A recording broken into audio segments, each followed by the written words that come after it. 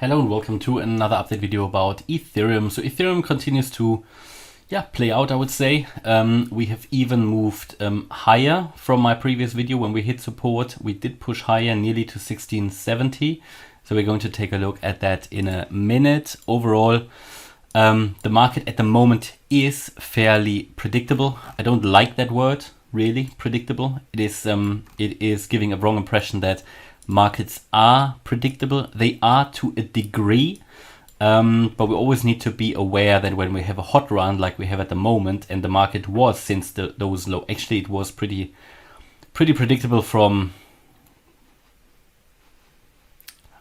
I don't know, it was really nice to forecast this whole thing actually, and worked out nicely. Not all of them, of course not, but the point is when we have a nice hot run, it can be used really nicely for some short-term trades as well. The point is that you always need to understand there's no certainties in these markets. There's only probabilities. There is zero certainty, only probabilities. And even if it is going quite well now, also with hitting all the support and resistance levels and everything, at some point this will end. Yeah, so it's a bit like playing tennis. You can think, you're pushing these, these balls are going back and forth, the tennis ball basically, right?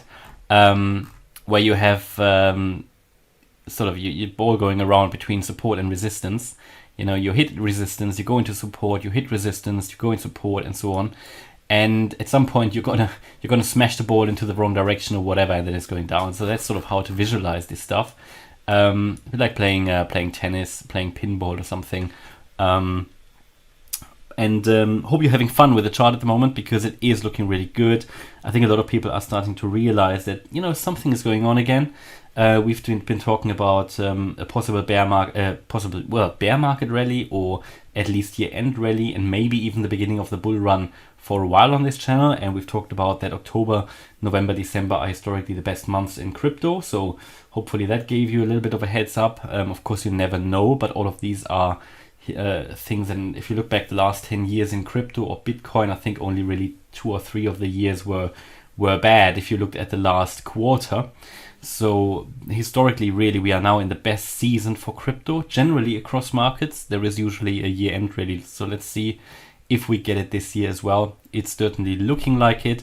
And at the moment, looking at all probabilities we get, the bear market low was in, or at least a substantial low has been made here. So the view is still that what we've done here has been a wave 1 to the upside and impulse, a wave 2 to the downside. I talked about this possible cup and handle pattern earlier today in the video, right? That could become a very nice breakout pattern. It would be very much in line with the Elliott Waves. And then we could see here a third wave to the upside, pushing us into $3,000. Important to understand that this third wave would consist of 5 subwaves, and we are currently in the process of doing the wave 1, here highlighted in yellow. There will be a wave 2, we'll move up in 3, come down in 4, come up in 5. The way this chart is evolving at the moment is leaning, it's sort of can be used for short-term trades, absolutely, between support and resistance. There's different strategies of how to play this. If you've missed any of them, I think the next good place to look at a long trade would be this area here for me.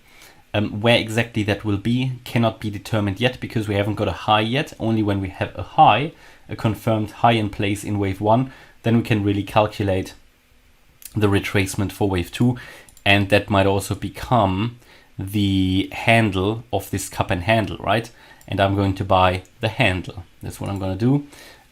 Looking at this in the very short term, we have here this possible 5-wave move to the upside in a wave 1. It's looking really good. Yeah, it has been predictable.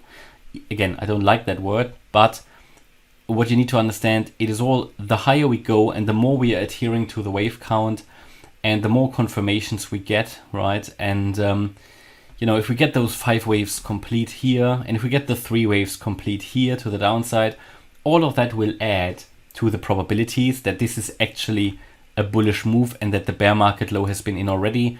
When we then take out the previous wave 1 high here in yellow, that will be probably the best confirmation that you get. There will not be a better confirmation. And if it then still fails, then it is what it is, but it was not predictable. You just need to understand that there is always, moves are always possible that the market would normally not do. Unlikely moves are always possible. So always need to be ready for that. But at the moment, it's moving in the right direction. Let's say in the forecast direction. And at the moment, my best view of this is that we've made in the very short term here within that yellow wave 1, we've made a wave 1, we've made a wave 2. We are still in the third wave here. We will come down in a 4 and we will move up in a 5. That would be the ideal movement. Zooming in, zooming in. This move pushed to 1660 above the previous high. That could already have filled the 5 waves. Therefore, I've got an alternative wave 5 in here. It's not high confidence. This could even push higher here in the wave 5 of 3. At the moment, we simply don't know. It has made a higher high, and therefore it has fulfilled the expectations. Yeah, it doesn't need to push any higher. It would be nice, but it doesn't need to, and it has seen quite a strong rejection. So my view is, if we now come down below the support area, which is at 1588, it would be quite likely that this wave 3 has topped already and that we are already in the wave 4. This is highlighted currently as alternative wave count. Primarily, I would still expect a little bit of a higher push here, just because it would fit better for the extensions. I would say sort of around 1680 to 1710 would be ideal for this 5th wave.